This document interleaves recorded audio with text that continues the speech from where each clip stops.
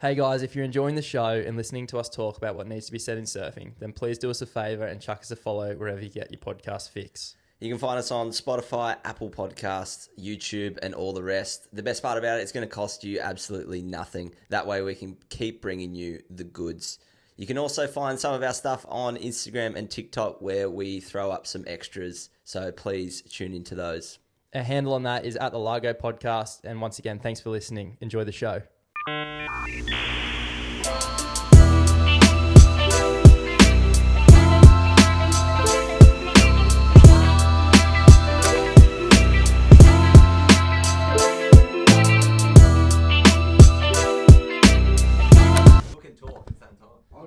All right, guys, here we are. We're back. It's another ep. We've got the Mad Dog pup, Jai Glindeman, in the house. Here we fucking go. I reckon we can run with that. As you can tell, we have a live audience. It's a first for us, Finley. We've never had anyone staring at us while we talk shit. I feel like we're getting fucking interrogated over here. It's concerning. But who we do have, and someone that's never been in the studio before, is our good friend Jai Glindeman. Jai, thanks for joining us today. What's going on, brother? Absolutely nothing. I'm sitting in the Largo studio with Zach and FJ about to talk some shit. How good's a studio? It's just a small bedroom. Little shoebox. Is that what you thought it'd be? Like when we say come to a potty with us?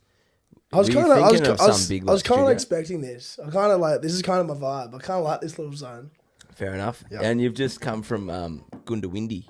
Coming out from fucking Goondiwindi. For anyone who doesn't know where Goondiwindi is, there is no surf there whatsoever. Nah, that was 3 days of fucking just doing nothing.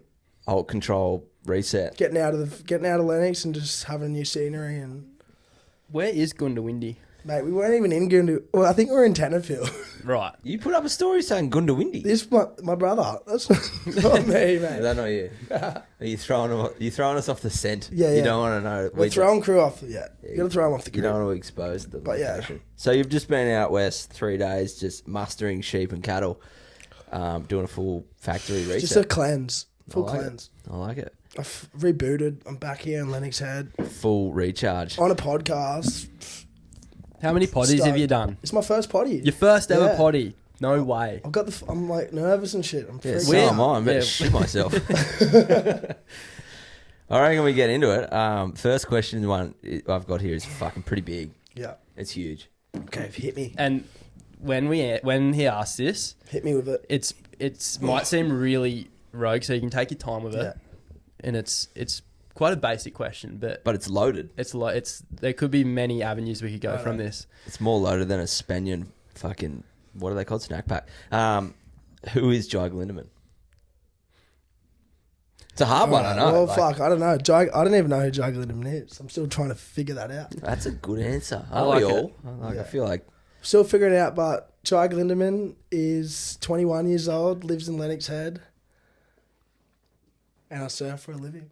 That's pretty short and sweet. I love it. Yeah. Question: when you fly back into Australia and you got to do those shitty like inbound entry arrival cards on, when you fly back in for customs. Like, what's your occupation? And what do you put down? Surfer.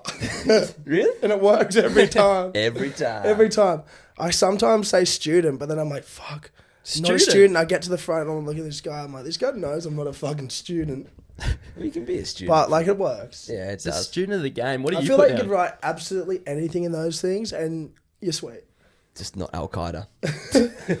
Terrorists. Yeah, they won't let you in. They won't let you in at that point. But What do you put down? Marketing. Marketing. Yeah, just bland. Just marketing. Did you put down TM. your exact job title? Manager for sales and marketing. The funny thing is, they give you like 4 squares to write. What do you do? Just write bong. Yeah. Yeah, I put the whole team list in there. I manage this person, this person, this person. But no, surfer, I like it. So if you were, airdropped into some African village and someone said, what do you do? What do you do? Well, the thing is, when I'm going to those countries where it's like, these cunts don't even know what surf, like, do they know what surfing is? You just go student, because it's the easiest. It is an easy one to get out of just by doing the old student. You were a student for a long time. You could have done it. Yeah, I was. Yeah, I'd write down now. Head of Lennox Head Surf Shop, maybe.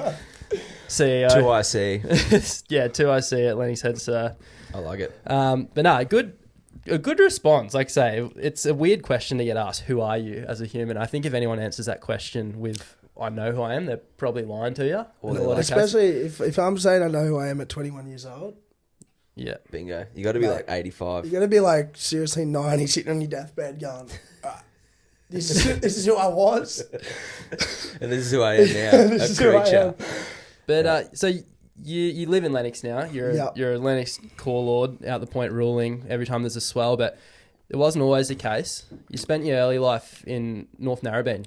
What was it like growing up down there, just given its reputation? And obviously Lennox Head has its own reputation. Yep. Is there parallels there, or how was your experience growing up there? Well, growing up in North Narraweena was, I didn't see my dad. So like our family, like me and my brother, we were with our mum till probably about 9 years old. And then like dad started coming into our life and wanted to like, take us on and see us again. And because dad was, he loved surfing. Like that was what he loved. And so like when we started seeing him again, he was just like fucking like all, like he just went all in. Was like, you're surfing, getting your boards. Like got us boards, wetties. Was just like putting us out there. Yeah. Fucking paddling out with him. He's like, fuck. He was so gnarly, so hectic. Like just like you're sitting out the back of with dad, and like you're sitting around, and you just know that I was just like a grummy, just knowing that I was getting any wave. Like the next set that's coming, like all these older boys, like I'm going next one. I'm like little grummy, just sitting there going, I've got nothing to say. My dad's 100% pushing me into the next wave. And if anyone does anything, it's fins getting snapped out. There's shit going AWOL, How is that when there's this, there's a grommy so small, like you would have been micro. I remember like when you moved to Lennox, you were knee high to a grasshopper, and you just got to cop it. You just go, right, he's going. He's going. Otherwise my nose is broken. If you got a fucking gnarly dad that's just turbo ass. Yeah, so did who else down there was kind of like fucking just get away from that bloke? Fuck. Or was it not as bad? Because I feel like the rest of the world thinks Narrabeen is like this.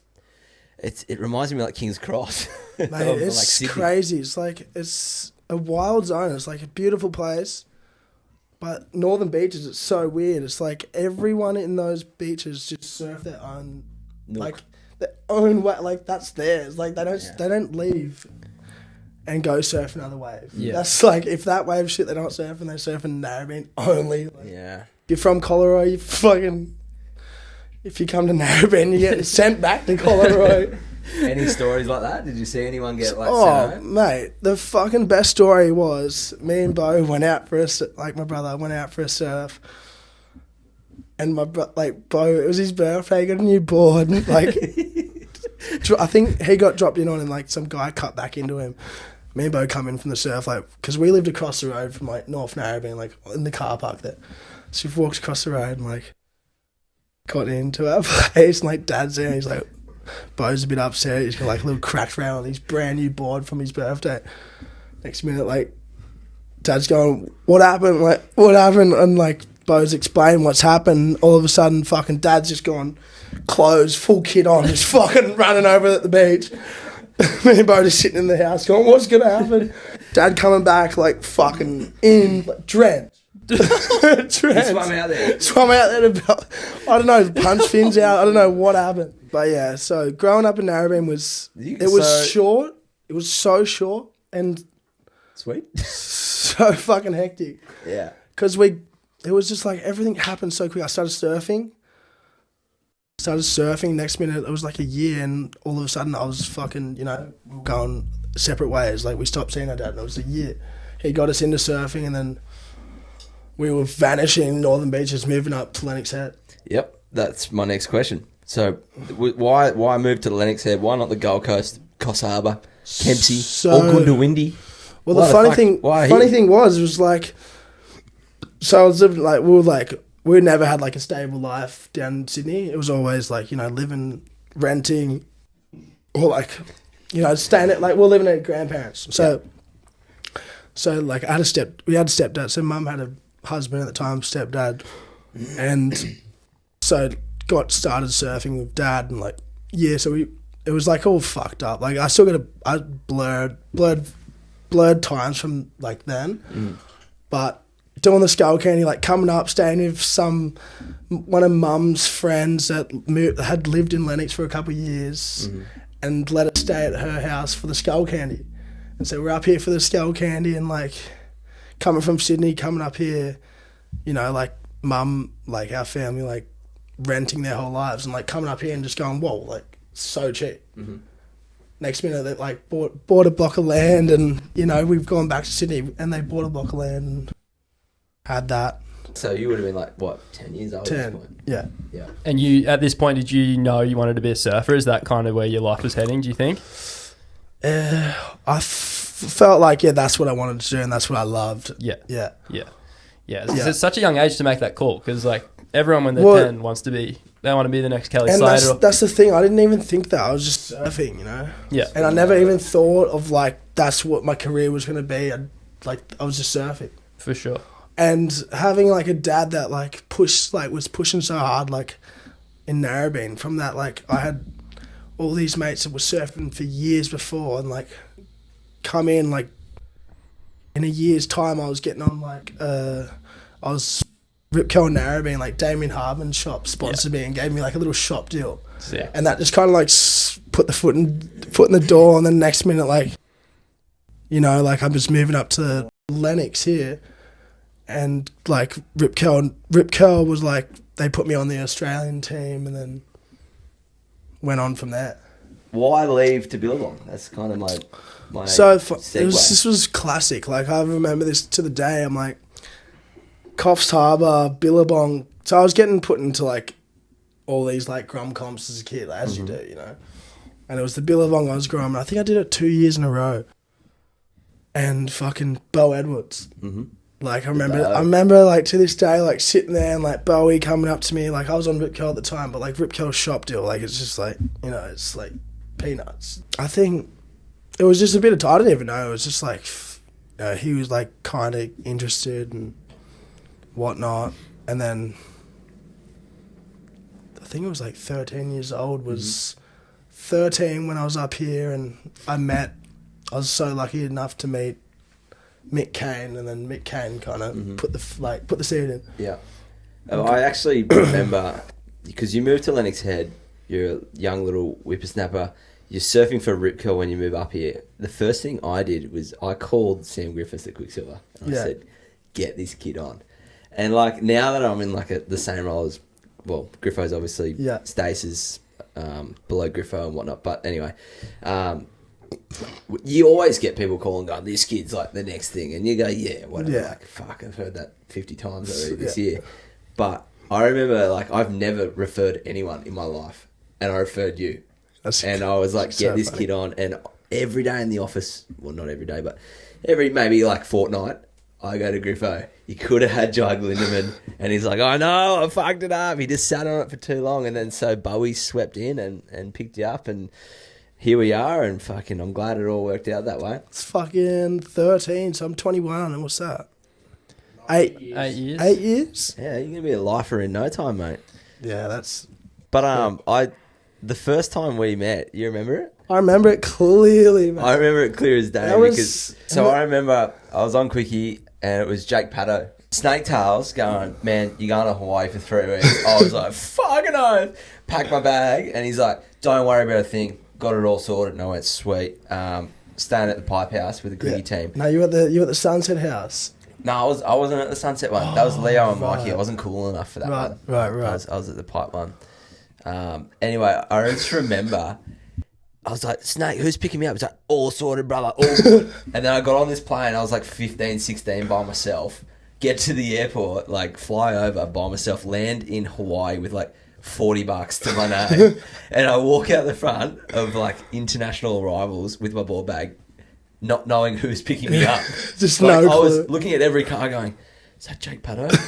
And like every car, and then yous just pull up and be like, are you Zach? I'm like, yeah. And you're like, get in. I was actually like If you were 2 minutes later, I would have had a wobbly lip and started crying because I was 15 in a country I'd never been to before. And the funny thing is, knowing who's picking me I up. was looking up to you going, oh, this guy's like fucking, he's like massive, I'm like fucking that big or something. Oh, fuck, that's good to hear. That's good for the Yeah. soul. When was your first Hawaii season? Was it that year? It was that year. Yeah, okay. And that year we went there for a month and fucking just surfed. We were staying at Sunset.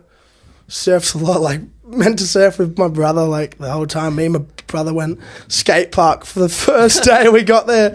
And I remember it so fucking clearly, Bowie dropping in, like just got rolling down like the bank and this like little grommy on a scooter like coming at him. And so Bo's going out of the way and just pushed up against the fence and popped his whole wrist out. Oh my god. Whole wrist. First day of a month for a month trip and he's broken his wrist. Oh my god.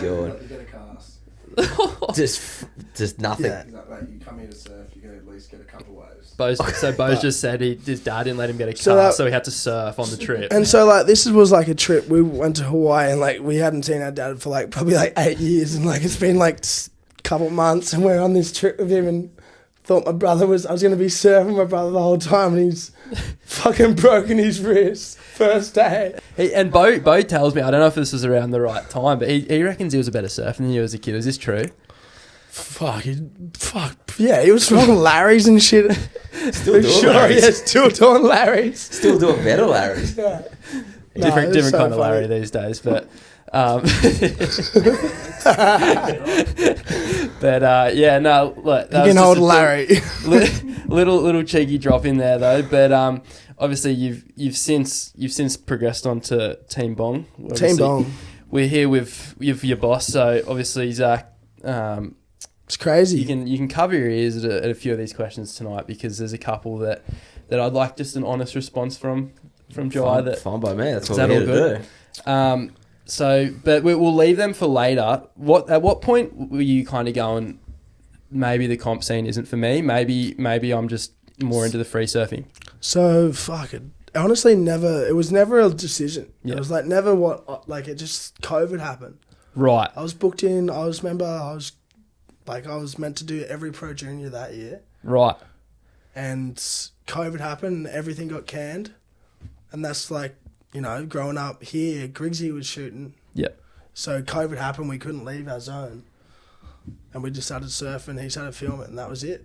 And that kind of made your mind That up kinda for you then. happened. But like I didn't even I never ever wanted was going on. I went to a comp, but I was just having fun surfing and just surfing with like Luke Condon and crew that is older and just like chasing barrels. It was For sick. sure. Yeah. And so there And was that COVID year was like to think This- back of it, how crazy the Yes. waves were and what the time was. It was like we're surfing waves around here with no one. yeah, it's the best year ever. Best year ever. Mm. And I remember I was just young at the time, but like just getting pushed by like older crew just made me just want to. Yeah. What don't you like about competition surfing? I look at competition surfing now and I'm like, honestly, I don't want a bar of it. What part? What's like a Just like, it's, I don't know, man. I can't think what they think because competitive surfers are it's a different thing. Different thing altogether. It's a different thing altogether and they've got a different drive and it's like, I can't relate. Yeah. Yeah. Yeah. So like, I don't want to say shit because like, I Yeah. honestly can't relate and that's not. So no Dean, like No. F the WSL moment here. This No, is just not nothing against him at all. But like, it's just not me. And it's like what I remember like doing it as a kid, going like, why am I feeling shit when I'm losing? Like I surf because I fucking love it. yeah. Yeah. And now I'm hating it because I'm losing.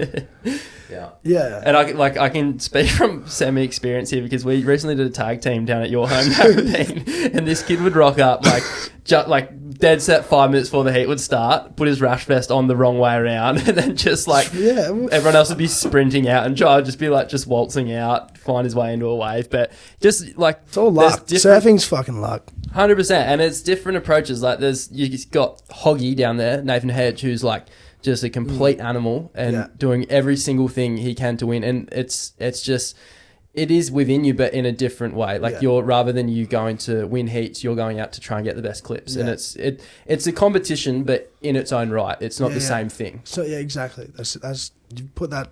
Yeah, word of that great. Perfect. It's like I paddle out for a surf, like knowing that it's pumping, like, you know, as a free surf, you're like, right, I want to get that. That's my competition. That's my that's like just getting that one, you know. Yeah. Win the session. But I've like, as I get older, I'm like, when it's good, like it's just like you just honestly fuck that shit. Yeah. 100%. Fuck, like just go surf.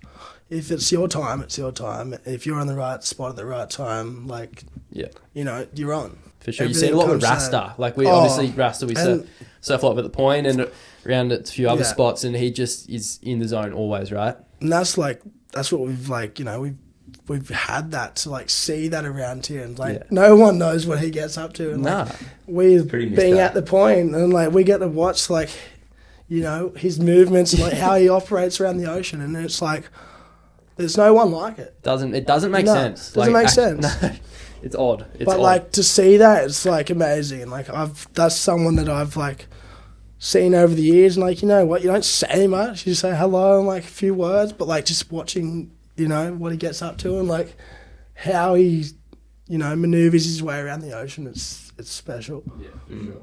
Now you've sort of followed in his footsteps in a way, and you've gone from the comp scene to paving your own life as a free surfer, and you get paid to do that now.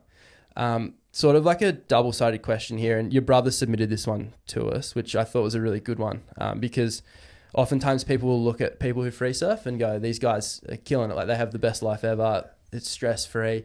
But do you just want to give the listeners sort of like an indication, or just sort of your thoughts on, yes, it's a good job and it is a job, but like, what are the downsides to getting the call from this man here or someone in your sort of group of sponsors and going, hey, you got to go to Morocco next week, like, and drop everything and run? Like, what are the downsides of that? So the downsides is like being a free surfer is like you can never, like, what I look at it is like I can never plan anything. Yeah. Never like go to my, like, I'm locking into this. Yeah.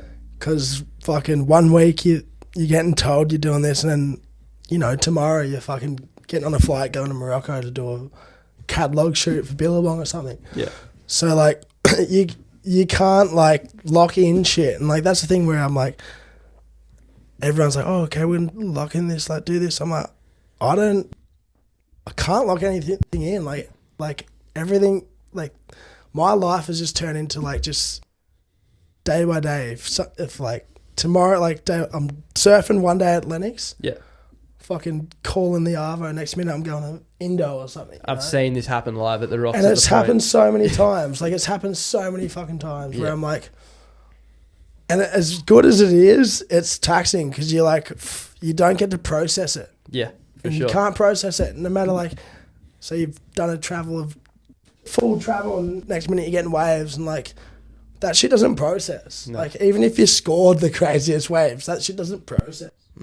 Until like a couple weeks later, and you're like, holy fuck, I was just 1 minute I was here home, and next minute I'm there, and like, for sure, yeah. Just and as well as that though, like, do you, when you're in these like places that just feel surreal, like you're in Tahiti or you're in Morocco and it's 6-8 foot pumping barreling waves, is there a sense of pressure for you then in the lineup going, they've paid all this money for me to be here, I've now got to deliver on clips, otherwise it's just a waste of time? It's 100% of pressure when you're on a paid sponsored trip. Yeah. To like try and perform and like know that like what you're there for is like that's getting put out. Yes, for sure. And so you've got to like, you know, like you're going like those sponsored trips are like, they're not looking at swells. No. They're not looking at like, you're going there and like whatever that's there, you've got to like adapt and like make the best of it. And that's the thing that I struggle with is like, go on those trips and like, you know, the waves are shit. And you're like, gotta like fucking just, at the end of the day, you just gotta go right up. I've just gotta surf. Yeah. But it's hard because you're like, especially what I'm doing, like, cause I'm not doing airs and shit. So if it's shit, I'm just looking at the waves going, like, I've already know. I'm like, I can't do anything out there that's gonna be good. You know what I mean? And so I'm just sitting there going, I'd rather fucking sit here and have a beer and watch those guys that can do that shit do that. Like, 100%. No, but that's my job. That's what I do. I get you there, then I crack a tin and watch. So if both of us are doing it, someone's going to be like, well, what's Zach doing? And then that's the thing. So that's I'm covering myself. And that's the pressure I've got is like, I've got you cunts that are looking at me going, why am I sponsoring this prick? I can tell you why we sponsor you, because as soon as you stand up, everyone's fucking jaws is on the beach. And to add to that as well, you're probably one of the few crew that can ride a 2-foot Moroccan left and not do anything and still post a usable clip out of it, like just from standing there. So yeah, it's like you get to the end of the wave, everyone was like, how was that? And you're like, he didn't do anything. He just fucking stood up and went for like 15 Ks down the line, and everyone's like, yeah, but it was finesse. And you're like, all right, sweet. And that kind of ties me into my next question for you. Favourite surf trip and why? Fuck. The last few years have been like, I've gone on that many surf trips, and, you know, the best surf trip is where there's no pressure. It's just, you know, you wake up and if you're feeling it and the wave's good. Mm-hmm. And that was for me, this surf trip that I went on, started this year, was like just, you know, Mikey Wright hit me up and like we went to Morocco together, and it was like, we were just on our own program and we were chasing waves, and we ended up just like having like the best time. Like we surfed by ourselves and like scored like crazy good waves, and it was just, I was just like, I remember just like sitting there going like, how good's this shit? Like, you know, like this shit is happening, and I'm out here surfing with like someone that I've looked up to my whole life, and I'm surfing here trading waves. So like, did you surf better than him? No, like I was fucking watching him, like just watching the way that he operates, and like so that's the trade-off, I guess, like all the bad shit that you have to deal with, and like the can't make plans, can't commit to anything, then you have those sort of moments like that, and you're like, this is why I'm doing it. Exactly. And that's the thing, like being able to like be on a trip with the people that are doing the same shit as you. And like, honestly, that doesn't happen much, because like we're all doing our own shit. And like, no matter, like we're all doing our own shit, but everyone wants to keep to themselves and do, and like be secretive, like, go score without fucking knowing what they're doing and whatnot. But like the best thing about free surf, I reckon free surfers should just get together and fucking do those like strike waves together, like, because that's the best time. Like I enjoy surfing solo on that, but I don't get the buzz that I get when I'm surfing with someone where I'm like, you're feeding off each other. And you see what they're doing, you're like, right, I want to get a fucking good one too. And like, it's when you get spat out of one and there's someone there to appreciate it. Yeah. And it's just like it's like the froth, like only a surfer knows, like that froth of like being in the water and just like feeling the energy of like your mate, you know, giving it. It's a good point you make though, because like you could be scoring pumping waves, like perfect barrels to yourself, and there just is that almost feeling of like a little bit of emptiness there, just going, oh, like it's sick, but it'd be so much better if I had someone here to share this with, you know? Yeah. That was me in Samoa. I scored and I started talking to a coconut. And I was out there by myself. And you're like, I'm scoring, but I'm like, I'm by myself, which is like, you're like, I'd rather be sharing this with someone that, you know, 100%. you can have a chat at the end of the day, you can sit there, have a beer and just go, how good was this shit? Debrief. And like, you're sitting there, like, oh yeah, I scored. Well, I was in a peculiar situation where I was trying to tell my missus how bad I got, and you're like, yeah, no, but that one was deep, and they don't get it. They don't get it. No, and I was sitting there like, no, but that one was deep and sick. And she's like, yeah, some water like came out. I'm like, yeah, it's the spit. Fucking surfers are crazy, mate. Like, the chat's just sitting around like, if you want to surf and you're like looking at these cunts talk, you'd be like, these cunts are fucking crazy. Yeah. Talking about spitting tubes, like what? Yeah, like it's an awkward conversation with your misso. You're trying to say how like I got blown out. Yeah, I just got blown out of one. It's any common folk, what the fuck is that? Oh, fuck. All right, well, countering that then, and again, Zach, block your ears here because it's every chance it's a Billabong trip. But what's your worst surf trip that you've done? Fuck. There's been on a couple, like, couple bad ones where, like... You can't win them all. You can't win. And that's the thing. That's the good thing about surfing is, like, you know, you got to go have the shit times to fucking when those good times do happen, you appreciate that shit. 100%. And that's what happened to me. I felt like I went on so many billabong trips where, like, you know, you go on them and, like, there's expectations of being good waves and the waves are shit. Yeah. And it's hard to, like, you know, to, like, you go, fuck, like, it could have been so fucking good if we got waves, but you just got to... And home's pumping, or, you know, like Lennox Point's pumping. Like, we were in Indo on a boat trip. Probably the worst one was the boat trip in Indo, and it was just, like, 1 foot the whole time. And it was, like, we had the best crew there. Was that last year? And it was just... It was sick, but, like, I had recently been on the same boat 2 weeks before, a week before, and we scored fucking 2 back-to-back swells. And it was pumping, and then went on that Billabong trip, and I was just like... The waves that were there, I was like, I'm not going to ruin my experience from my last boat trip by trying to put myself... Replicate it, because I just know it's not going to happen. Yeah. And so I was just like going fishing. And I was loving that. I was loving that. Too, and I bet they weren't loving it, but I was just like, lads, you got to look at it where I'm looking at it here. Yeah, no, it makes perfect sense. And like, I don't want to force surfing, because like, at the end of the day, I've figured that out. It's like, I don't do my best surfing when I'm trying to force shit.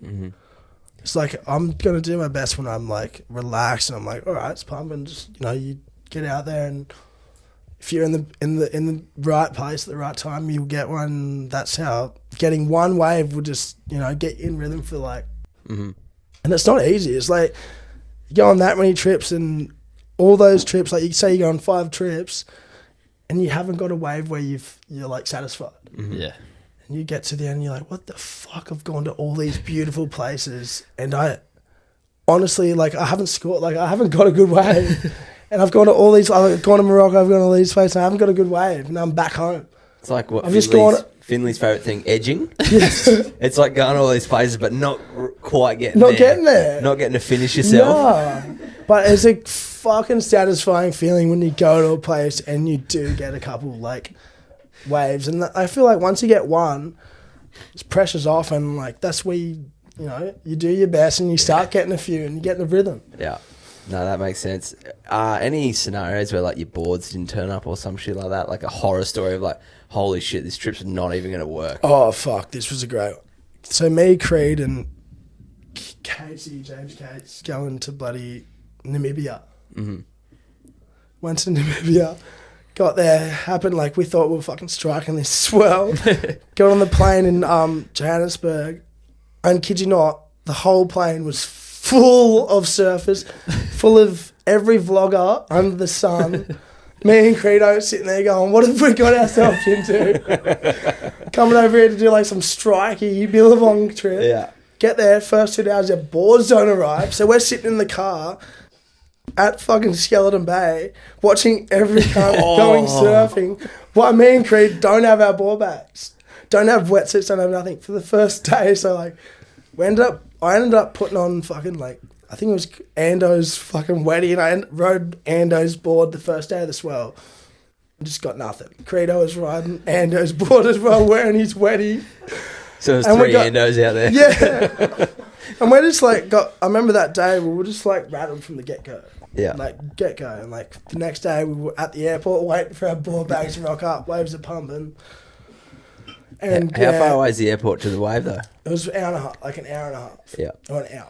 What was Ando like? Would you have like a 5'4" Hypno Crypto? I was or riding something? a Hypno Crypto. Yeah. And like, I felt like a penny skateboard. Yeah. Just like, that was the most frustrating trip ever, was going to Namibia. That's a fucking long way too. Oh, mate. That's not like a quick little 3 hour to Fiji. No. And like, you've paddled out and you've got sucked all the way down to the bottom of the point, and you've gone to close out. Next minute, you're walking up fucking half an hour to walk back up to get out, and you're just watching the craziest waves ever.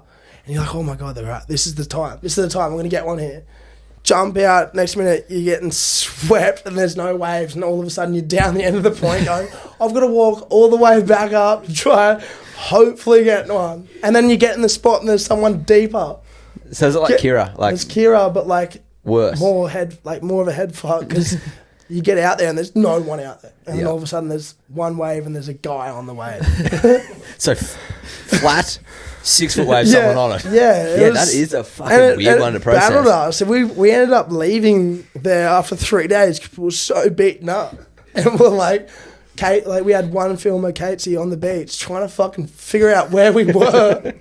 Gonna come in, he's like, I didn't even film a wave. And I was like, what are we doing here? And if you did get it, it's got former stickers or whatever. Well, we got our boards at the end. Yeah.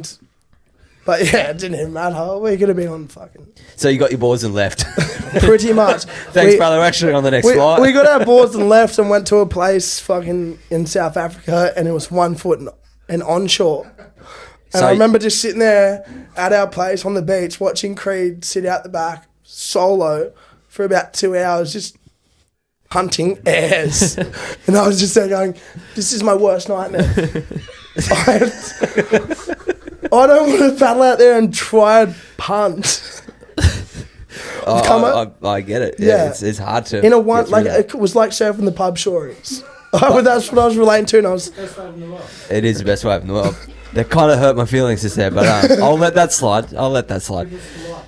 But in saying all these things, we've just run through the highs, the lows, the good, the bad parts. What advice do you have now for a Grom who is looking at you going, I want to be the next Jai Glindeman? Fuck. Just be yourself, go surfing, don't worry about, competitions, don't worry about results. Because at the end of the day, it's like, if your surfing's good enough, people are going to respect that. Yeah. And I just don't reckon... I see, a lot of kids these days are so comp-driven, and, that's the thing. Yeah. And, I don't... that's cool, because I guess that's what they want. But, yeah, that just wasn't me. And I feel like, there's always going to be kids that realise that that's not them, and I guess that's how they'll find their path and... Yeah. Go their own way. It is kind of sad. I see it all the time where these parents, it's more so the parents because when a kid's 12 or 13, they don't fucking know any different. No, they don't have a say. It's it feels like this one pathway only, but there's so many pathways now. We're living in a completely different time to when Parko and Oki kind of came through it. And I've had a couple conversations with people from that's way older than me, and they go, "Oh, wish we had the opportunity of what you were doing this day." And I'm like, it's like I got to put up it's like put up a fucking couple of photos on Instagram of tagging boardies and shit. It's like at the end of the day, it's fucking pretty sweet, and that's what I've got to do, and that's it. Yeah, it is sad that these parents are looking at going, if they're not winning the Oki Grom comp, that my kid is never going to make it. Well, it's not true. No, it's not true, and it's so sad because that's what those kids project their surfing to, is these turns and these comp surfing. Mm-hmm. So these kids don't get to just let it's weird, express themselves. Just express yourselves, and that's the thing. Surfing's so good in that way. It's no one's got the same setup. Yeah. And everyone tries to relate, and that's the thing I hate. Everyone tries to relate. It's you got Parko style, you got this style. It's you've got your own style. Mm-hmm. You're your own surfer. Yeah. That's you. Do those comparisons annoy you when people? Yeah, I fucking hate it because I fucking hate it too when I get compared to Oki, Connor. Fuck, I'm sick of it. I just can't. But I don't want to those guys are they're just normal people. Yeah. You analyze their style, but you're doing it your own way. Yeah. You'd sort of you can't replicate it, and everyone always but you can take bits and bobs though. You can take bits and bobs, but when you're on a wave, what I feel when I'm on a wave, it's you tap out. You're just doing what it's all feeling. Yeah. It's autonomous. You're not getting on a wave going, right, I'm trying to do a fucking I'm trying to do an Andy bottom turn here. I'm doing an Oki fucking top turn. It's you're not doing that. Yeah. You're not fucking doing that. But there maybe there's people doing that and going, all right, I'm going to do a knock knee and just fucking bang it on. You're not doing that. We had a question from a listener last week or the other week. Are you using your testicles at all to to send you up into the lip? That was a request from someone. A testicle. Yeah, so you're nuts. Is that like any? We've got some actually questions about his nuts from some Lennox people that we'll get to later. But, my nuts are small though. That's the thing. well, that answers. I'm just going to skip to it now because it's super relevant. It was actually by Ruva, and he says, "Does he wear long board shorts to hide his huge nutsack?"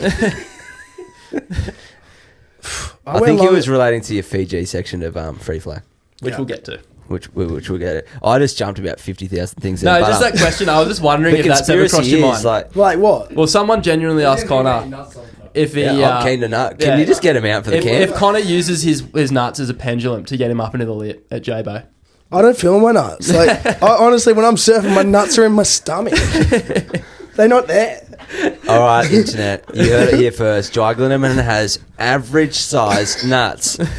He is Confirmed. one of us. All right, Free Flow. You just brought out Free Flow this year. Fucking broke the internet, and I feel like we called it your bar mitzvah of surf clips because it was a coming of age of. Yeah. Jai Glindeman's no longer a wee little whippersnapper. Yeah. He's a man bar. He's got balls. So he's got average sized balls. Is it hard to make a surf clip nowadays? Because I feel like it's a dying art. It's so hard, and it's like you see so many people that put so much time into it. They put their fucking 3 years of just going hard, sanding themselves to the flat. And next minute there's some cunt that's doing a vlog and they're getting way more views from a POV side of it. It's like they're kind of appealing to. Like, we are going to discuss this clip in some detail because it was an absolute banger. But the guys that vlog, it's funny. And Zach, this almost might be a question for you as well because their core audience, I imagine, isn't that of like a surfer who maybe you'd want to market your stuff to. It's generally, I don't want to use the term like... It's someone from fucking Pakistan who doesn't even surf. Well, it's people that maybe don't surf and they just go, oh, this guy's like cool and they literally may have never picked a board up, but they're interested in what they're doing, they're entertaining. But maybe for someone like yourself, a team manager, their key audience isn't necessarily the guys that are buying board shorts. Whereas when you post a clip, it's purely marketed to people who appreciate surfing in all its forms, and the type of surfing you do is different to something that Noah Dean's going to post or something that John Florence is going to post, but people watch it and that's why you're so marketable from Billabong's perspective or your other sponsors. It's a different thing, and it is like you can carve a lifestyle out through that pathway. Like it's not, you don't have to be a comm surfer, you don't have to be a vlogger, you can still do what you do, and it's I feel like you've got the finest form of it. Yeah, it's just raw. Fucking here it is. If you don't like it, fuck off. Exactly. Yeah, and that's where I'm like you can write me off if I don't do airs. I look at the aerial surfers that like I like watching. He's like Noah Dean, fucking, John. There's so many aerialists where I'm like, like I wish I could do that shit. And at the end of the day, like I try and do that shit, but I know that's not the shit that I can do. So it's like, why am I trying this shit when I'm going to do an air that I'm going to be stoked with, but that air that I'm doing it's nothing compared to what those guys are doing. Yeah. So that's what is where I'm like, you just got to pick your parts of like what you're good at and just run with that. So can you explain this? What are we watching here? Well, I'm surfing a fucking 1 foot beachy in Portugal and I can't do a fucking turn on that section, so I'm like, oh, I'll just go for a fucking air. Fair enough. And I get moments where I'm like sick, but I'm just not, my body positioning is just like not the right spot. And I guess I get the pop. I know I get the pop, but I just don't get the rotation properly. Yeah. And like that's the thing where I could work on that, but I'm like, I could see myself doing that. I'm like, I don't care about that because that's not something that I like watch and go, that's what I want to do. Mm-hmm. Yeah. I want to do straight true to who you are and just do what like. Yeah, well, and you see all these clips now as well with people like every 10-year-old grom's going away, going to Texas, and they're doing full rotations, they're doing backflips, and it's so hard to relate to that because for most people, it's just not possible for them. Like, I know for myself, I'm never going to do a backflip. Well, you know what I mean? Like, even yourself, you're probably going, Yeah. hey, I'm not doing a freaking full rotation backflip. Like, Nah. what, you know what I mean? Like, And that's just the worst part is like nowadays it's like these kids are fucking 10 years old are doing backflips. yeah. And they're getting so much like credit for all that shit, which is crazy. It's sick. But at the end of the day, those guys grow up, their body Falls grows, and they get older, and they can't do that shit. Yeah. And they've blown them whole selves of like having that style Yeah. of trying, because you need a different style to do those airs and to make them. And so as your body grows older, that's fucking your style. It's just like if you're trying to do turns, it looks shit. Yeah, and if you watch Jai surf as well, like you've got that sort of characteristic narrower stance, which isn't good for doing airs because you can't keep your body on that center of gravity on your surfboard, and you try and do an air, your board just spirals off in a different direction. Whereas someone like, I don't know, like a Philippe, they have that wider stance. It keeps them more centered over their board, but it allows them to pop these airs and land them and come out of them with speed still. Yeah. Like I've seen you do airs and you do them well, but it's like, it's not a transitional maneuver for you. No. It's off an end section. It's somewhere where maybe the wave's over and you just do it because you can. Yeah. But it forces you to have a different style of surfing. And we kind of talk about Waco and we talk about these wave pools. They're really good for that. But I'd love to hear your thoughts on wave pools. Where do you sit on them? Like, fuck, my thoughts on wave pools are like, it's like, it's just not for me. Yeah. It's different. It's different. It's not what, it's not what I like. It's like, I don't like rocking up to a wave. Like, I've done 2 wave pools and it's not surfing. No. And surfing is, for me, it's being in the nature. Yeah. It's being in the elements, like, Yeah. that's the shit you're thriving off, and that's why you surf. And it's like the You thrill. don't surf to rock up to a fucking wave pool. That's not fucking surfing. Well, it's gone against the grain and gone totally different. Yeah. And part of, like, probably 50% of surfing is like the thrill of the hunt. Like, you go to a wave pool. That's it. You get barreled, but it doesn't feel like you got not barreled. satisfying. It's nowhere not- near. It's like you look for a wave in the ocean for that long, and like that's where you get that one moment. Yeah. And that is like, you will fucking travel the whole world for a year to get that one one insane ride. Like, I'll honestly have a whole year, and if I get one wave that, like, satisfies me, that's feels like I've done something. You've done it, yeah. Which brings us as well to another clip that Zach's got on his computer. Another exclusive. You recently spent some time in Abu Dhabi wave pool.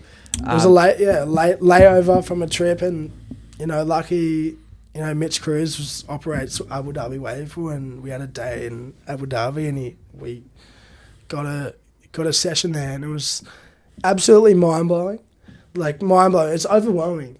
It's over fucking whelming, and it was too overwhelming for me, and like I couldn't deal with it.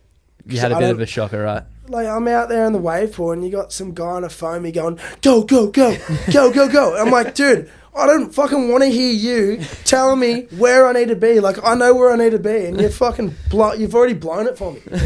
Like, you've blown it for me. So you've already fucked me up. What happened on your first one? My first wave, I'm sitting there, and I'm sitting against the fence, and this guy is on the foamy going, righto, so this wave's coming?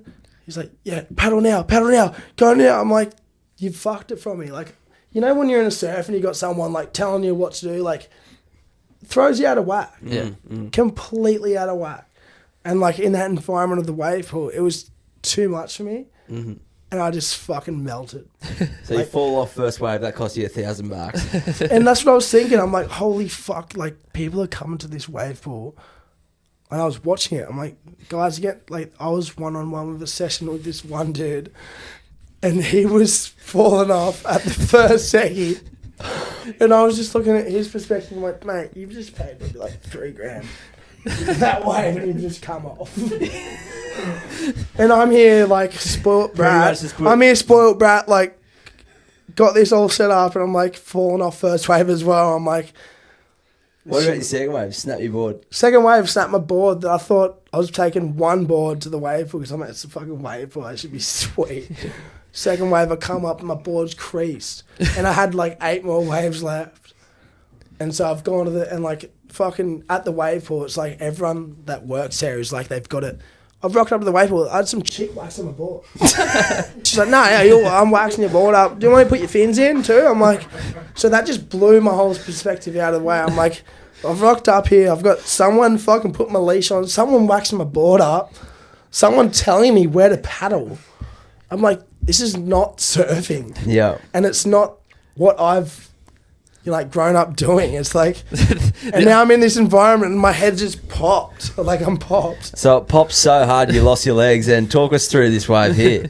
Well, I actually wasn't meant to get a wave. This was like, if the guy fell off on a wave and there was a boog there, I was like, I'd rather grab the fucking boog after riding this, like a couple, like waves on the surfboard because I'm like, I'm over it. Oh, so this is... You're taking off on a boog after old mate has just I've had all my waves. $3,000. I've had all my waves. I'm done. Like the guys were like, "You're done.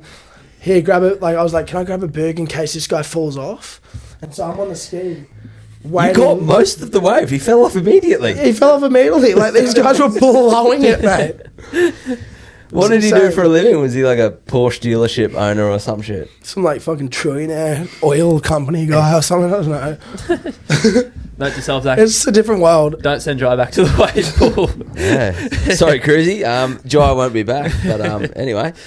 But no, moving on. We do really want to get into your clip because, as we've touched on, it was really impressive surfing all round.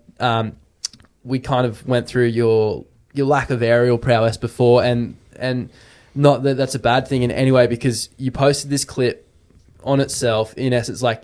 There wasn't a single error in this clip, and I think that's almost something to be proud of because it's almost like nowadays if you don't have an error in your clip, it's almost like it's no good. And the other thing as well, which you've kind of touched on, the standard's so high now. You can't be putting flat spin error reverses in your clips. So exactly. For you, it's almost like this is where I'm at. This is how it's going to be, and this is my style of surfing. Most notably, though, probably that. Well, not even probably, that final section at Fiji. Talk us through like that Swell event and what you think, because we had so many questions on this particular event. Also about the size of your nutsack, but big cojones. Yeah, well, like so going to this Swell, so I've been to Fiji a couple times before. And this Swell that popped up was like a 1-day Swell. It was like, get there. It was 3 days all up. And Sully hit us up and me and Mikey been there before. So we're going there. We know it's going to be like big. Like I've had these, I had 8.0, 7.6 and 7.4 like sitting in my garage. You take the book as well, just in case? No. Well, I had these boards sitting in my garage when I was on Paizo. They sat in my garage for over a year. Had never touched them. Mm-hmm. Swell popped up and I was like, fuck. Sully's like, I'm throwing in an 8.0, blah, blah, blah. And I was like, oh, well, I was feeling my 8.0. I'm like, dude, this board's massive. There's no way I'm riding this thing. So I was like throwing in my smallest step up, which was a 7.4. Whacked it in. We go over there. We're fucking in Fiji, rocked up. It was like last minute. It was last minute. So we left the day before. Thanks to Shay Slater fucking hooking us up. You know, like we got to the airport. I was like, I've met him previously and like he just said, right, my car's here at the dock. You're just going to get an Uber to my car, drive it to this address. This is my house. Stay there. Me, Sol, and Mikey get there. You know, like local boys in Fiji. There's only a couple of them, young boys, and they're all there waiting for us. Like, met them all and like, you know, made us feel so welcome. Next day we roll up out to Cloudy on the boat and get out there and it's like 3 foot, 4 foot.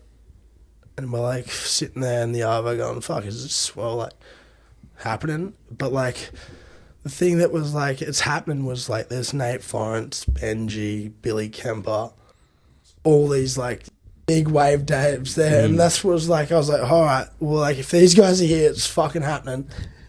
Wake up the next morning, get up first light, we're putting out there.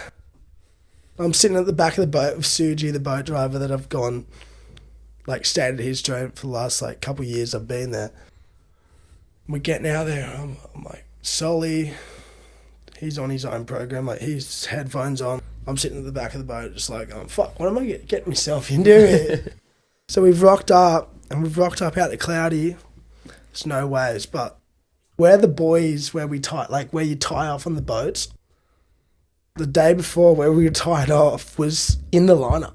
So the boys were in the lineup. And I'm just like, holy fuck, it must be huge. And there was 2 tow teams that were stepping off. Now, I hadn't even seen a wave yet, and I was just like, right, I've got my board ready. Had an impact suit. I had this like Billabong spring suit, padded suit. Never worn it. And I was just like, well, that's all I've got. Solly's got this like canister. Like, I was like looking at him like, fuck, am I under gun? You got like fucking shit to fucking pull if shit goes down. Explosive vest. Yeah. And like, I was just like, you know what? If I sit here too long and start like watching waves, I'm never going to get out there. So I just fucking started suiting up. And I remember I don't think I said anything. I just jumped off. Started paddling out. Got out the back. I'm sitting out there and it's just like fucking howling offshore, like massive. Hadn't seen a wave yet. I'm sitting there, all of a sudden this set's come through. And I'm like paddling up, like I just remember like, holy fuck, if like I don't get over this wave, I'm fucked. I just remember like heart, like my throat, I just remember pounding, just going, paddling for my fucking life, like trying to get up over this thing. And I've looked back and just I'm going, how the fuck is anyone taking off on that thing?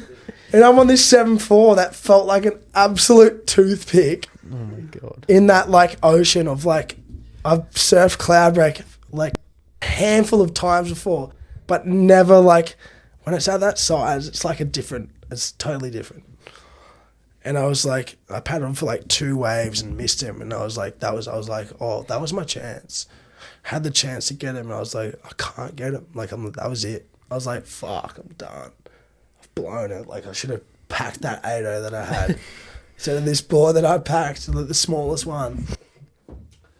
And then, fuck, there's like couple like waves where I was like, right, fuck, let's just do it. Adrenaline up through the roof and got that first wave. That was the first wave of my session where my mate Wade, seen him scratching his eyes again. I was like, he's not going to get it. And I was like, I'm a bit further in. I'm like, I think I've got this. And like, I was paddling because I seen him paddling as hard as he can. And so I was like, fuck it, I'm paddling as hard as I can too. And I looked back at him and he just pulled back and like, because he couldn't get it. I just had this like, this push, this like God's push just pushed me in. And I just had this momentum and I just remember just like everything blacking out. And next minute I'm just like grabbing rail and just like holding the line and just looking down. And as far as I could see, the thing was just like, it was just like, it looked like a closeout. Mm-hmm. And I was just in the pinnacle of the wave, like this is the perfect zone of the wave. And it was just, I just remember this like feeling of like, it felt like being on the bottom of the waterfall. Right. Like you know when you stand in the waterfall and you just hear this noise of like wind and fucking all this shit. That's what it felt like. And I was just like, I didn't even feel like I was in the tube. I was just holding on. Just at Minion Falls. That's what I was just holding on. Got to the end of the wave and I was like, what the fuck just happened? Yeah. I was like, that was the best wave of my life. I was like, I've never even gone a wave over 8 foot before and I've just happened to get that wave. And that just made that just like every bit of fear and every bit of like stress that I had was like, I've got that wave. Like, I didn't give a fuck. It's done. So it's done. It's like, I've got it all out of the way. And then from that wave, I went to the boat and like seeing Mikey that was filming and, you know, like it's weird like to see someone that's filmed and like just to feel his energy of going, that was crazy. That just like, that brought on to me because I didn't even know. I was like, was that good? Like, was that sick? I like didn't even know. Like, I fully blacked out, and him just like frothing just made me froth. And I was just like, this is fucked up. Like, what is going on? And then from that, I just went out there and was just like sitting out there and just I remember paddling up to Solly, he hadn't got a wave yet. I'm just thinking I just got the fucking best wave of my life. Then didn't see him for half an hour, then Solly's paddling up to me, just going, I just got the best wave of my fucking life. Wow. And it was that's just the like, best part. and like we were together, like we went on that trip together, and like just, that was like the best fucking experience of my life. And then just having like Nate Florence paddle up to me, and like I fucking hate talking about this, but like he paddled up to me and was like, dude, that thing was crazy. And I was just like, I fucking looked up, like to be in a lineup with that guy and like all these gnarly guys and have those guys respect that. Mm-hmm. That was just like, fuck. Well, it was one of the best feelings I've ever had. And I was just like, this is what I love. Like, this is fucking what I love. Like, this is what I want to do.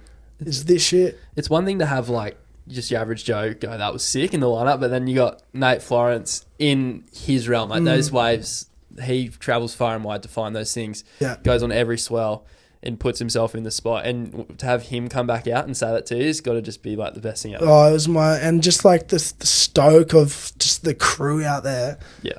It was unbelievable. Like everyone, like just those guys chase that for their whole lives. Like, and they were claiming that's where they were all saying that this is the best day of surfing they've ever had. Really?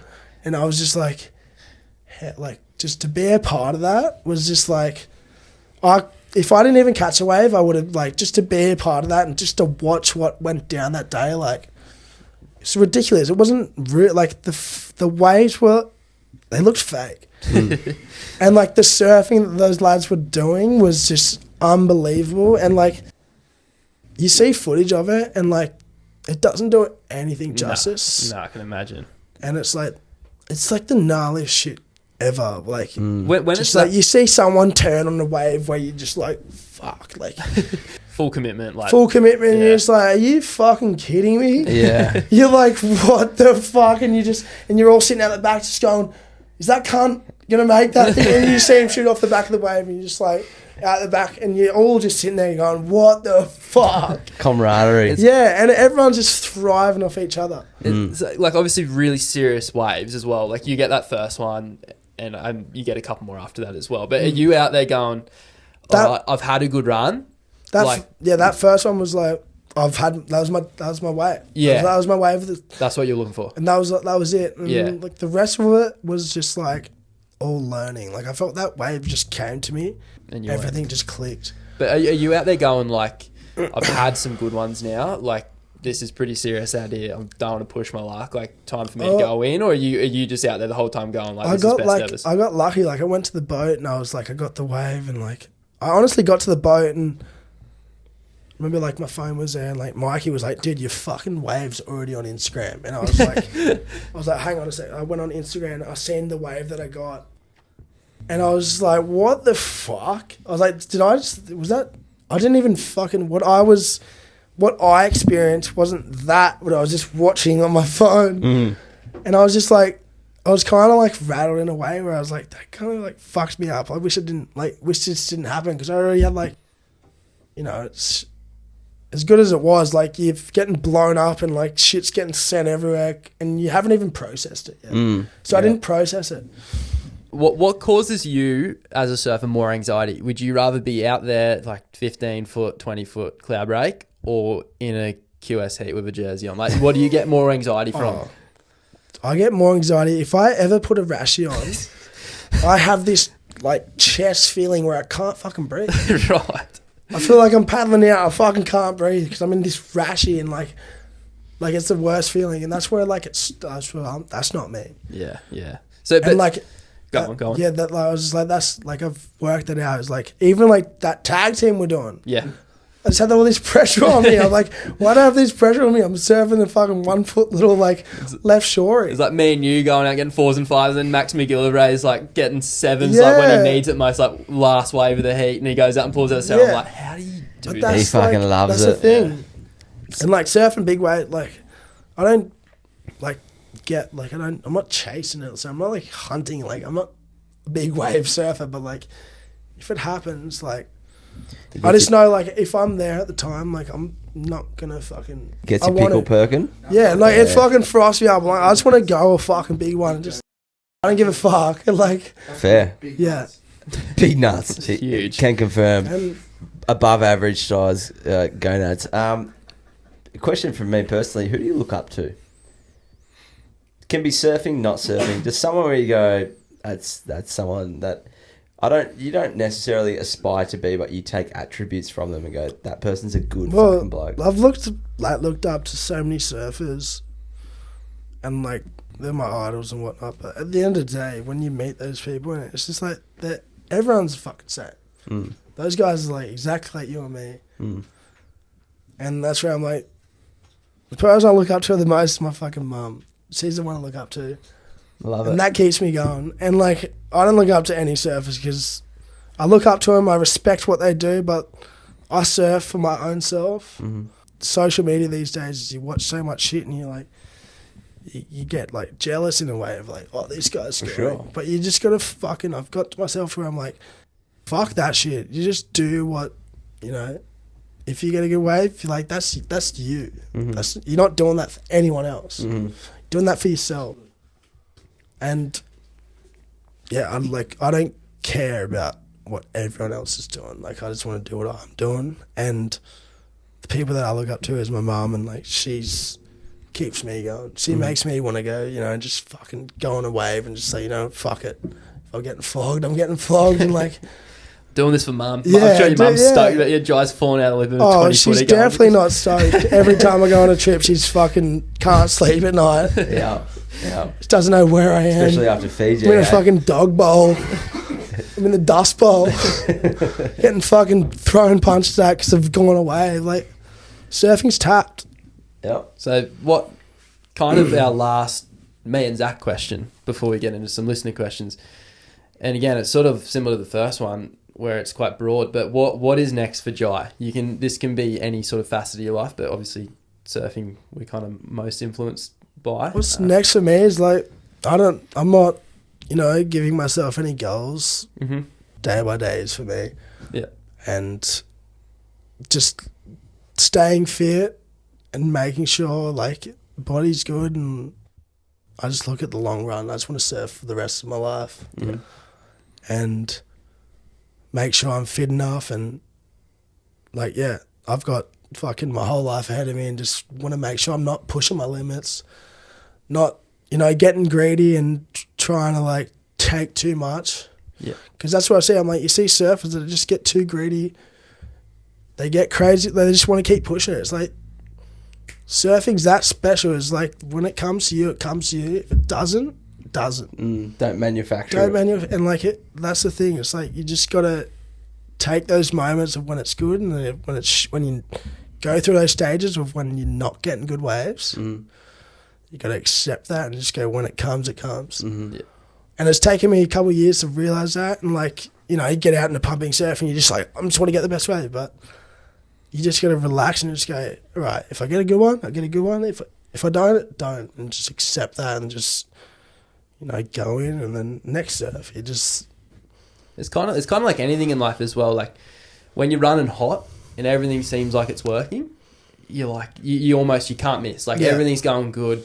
You're getting like you're surfing, you're getting every wave that you want. Like, you're getting hell ones. And then with that, like, there's gonna be moments that it's the opposite, and nothing's going your way. Everything sucks. Can't, like, going on these surf trips and there's no waves. My boards aren't arriving. I hate everyone. And it's like, just trusting the process that it comes in cycles. It's gonna go again. Yeah. And it's all nature. You're putting it up to Mother Nature, and it's like, you don't know, like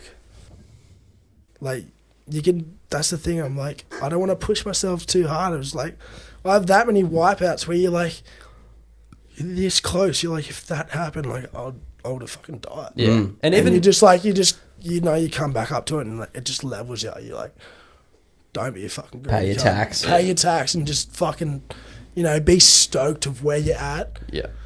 And be happy, and just, you know, let it just happen. Yeah. Well, like Nathan Florence, I've watched a few of his vlogs, back to the vlog chat. He will paddle out of lineups that the SARS, like, they may never have even been surfed for, and he'll just sit there and he'll know, just watch it. Yeah, he'll know. Yeah. Like, if it feels wrong to take off, he's not forcing it, because when you do force it, that is generally when bad stuff happens. If you're not feeling it, it's no need. And that's where, like, I get in lineups and I want to force it, and that's the thing where I'm like, all right, I can do that, I know I'm gonna go, but I just gotta fucking step back and just like, don't do something stupid. Don't try to go a wave and just. Yeah. And I catch myself out all the time. Like, why the fuck did I just go that way? Like, I knew I wasn't gonna make it, but I just go it, and just like it's just something like in my head where I'm just like, I've just got to get that over the line. Yeah. Like in sessions where it's good, I'm just like, I'll like open a session of just like getting flogged. Yeah. Just to set me and just like level me out and go, right, let's just like calm down a little bit. Yeah. The Miggy special. Yeah. Miggy Poopo does that. Yeah. He just nosedives on purpose. Just for fun, I guess. Yeah. Let's get into some listener questions. These ones are more so just rapid fire.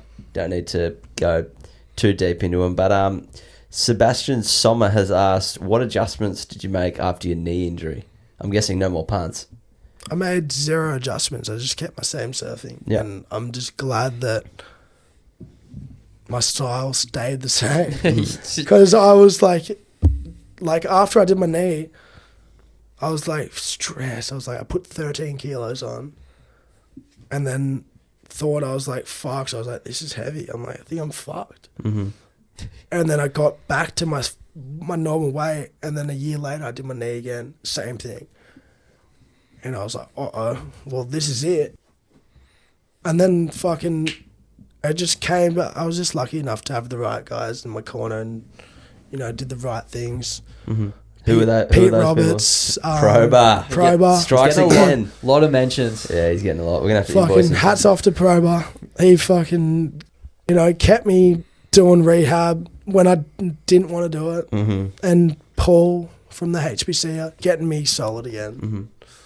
Yep. And I thought I was going to be like stuffed and everything just stayed the same. Mm-hmm.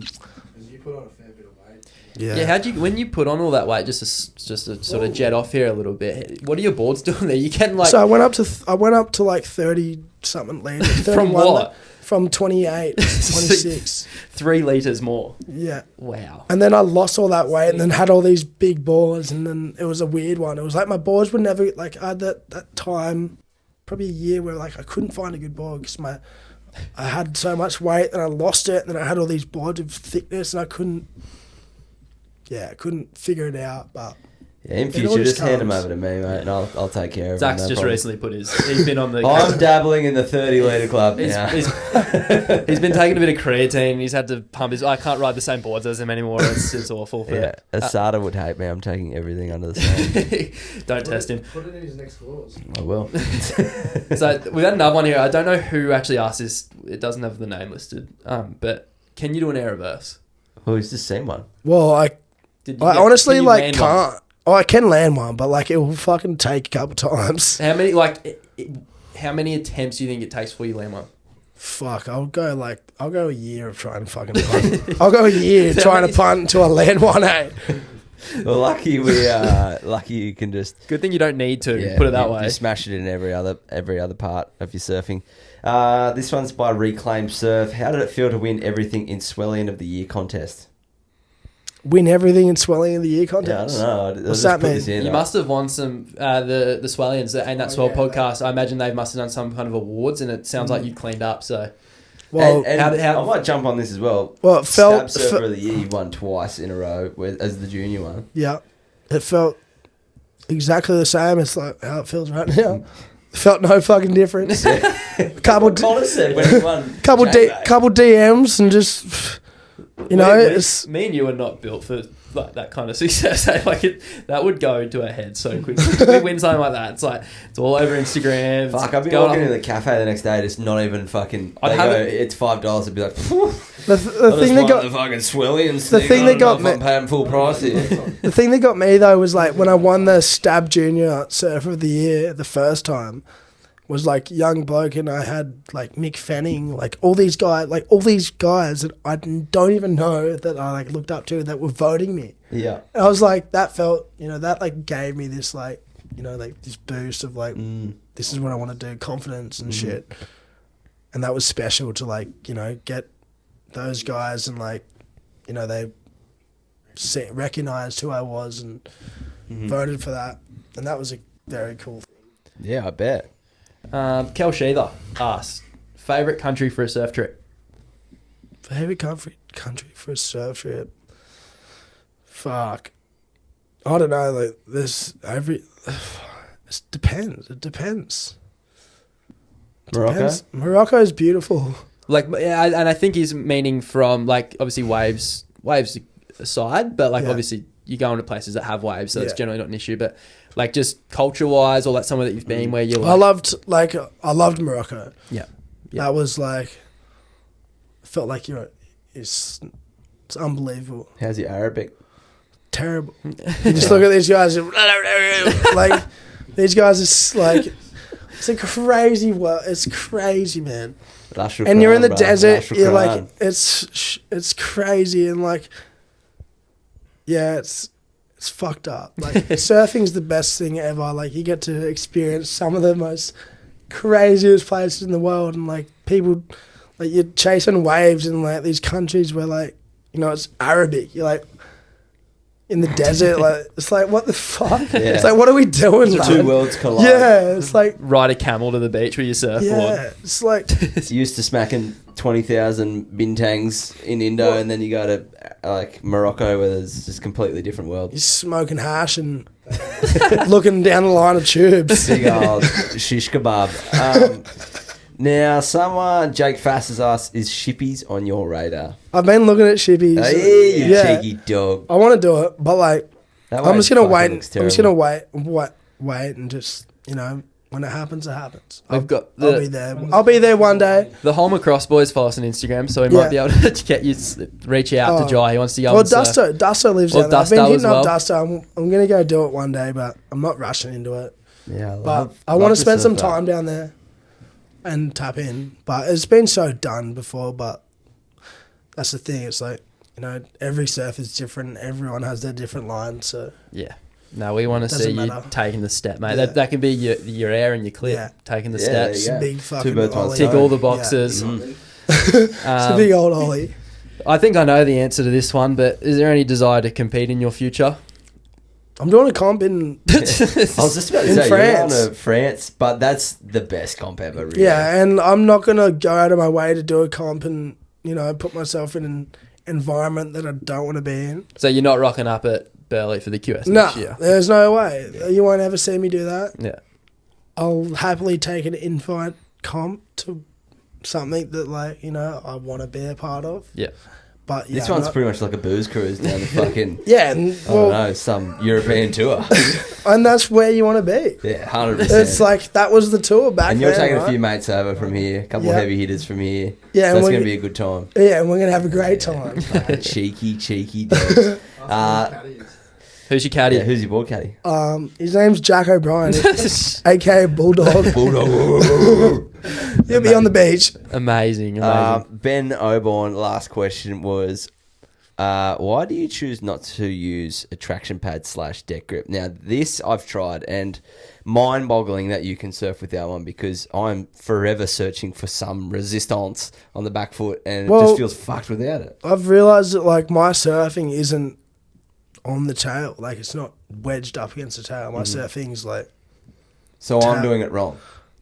Well, I'm just... It's almost like you're more like neutral. I'm like neutral. Like, my weighted. foot's like not far back. It's like up in the middle of the back tail. Like it's not.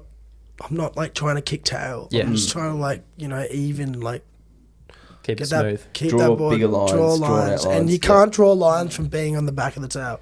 Yeah. Let me tell you. And I don't like my foot. I don't like my foot being anything. like. I don't like the feeling of a fucking traction under the feet.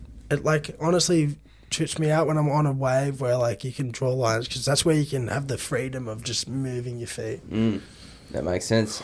And Kai Warner's another great example. And that's, I grew up fucking idolising Kai as a younger kid, and always just see Kai ride no tailpad, and that's what I was like, I love that shit. Yeah. And I like looking at a surfboard with no tailpad, because that's pretty big dick power surfer move. Yeah. I like it. And Jai, finally, just want to get this one in here, because we're very close to wrapping this up. We both know that you follow the tour very closely. You watch every event. Who's your pick to win the final 5 on the men's and the ladies? well, who's the final 5 right now? Perfect. That's all I needed. That's all I needed. Just tell us who you think is winning. Alright, so Jack Robbo won Tidy. I've seen that. Yeah. So he's in the final 5. Griff, I've seen he's in. Yeah. So who's winning? I'm saying Jack. Nice. I don't even know who the other cunts are, but I'm saying Jack Robbo to win the title. Jack Robbo, you calling? Yeah. And then girls. Molly Picklum or Katie. Perfect answer. Yeah. I love it. Well, Jai, thanks so much for your time, mate. It's been an absolute pleasure having you on. That's been fantastic. Thanks to everyone for listening. We got there eventually. I don't know how crazy it's going to be to edit, but we can take 2 one day if you want. That's all right. There'll be a take 2 when next after free flow 2. Yeah. Thanks to our live audience. We'll get a bigger room next time, maybe garage or something. We'll hopefully by then.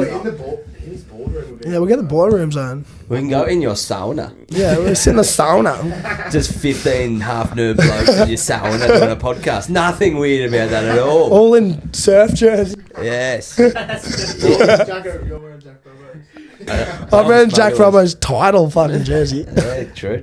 All right, I'm going to wrap this up here because it's going to get skits in a second. We're Thanks about everyone to for get nude, listening. people. Thank you. We'll see you next week. Adios. Wow.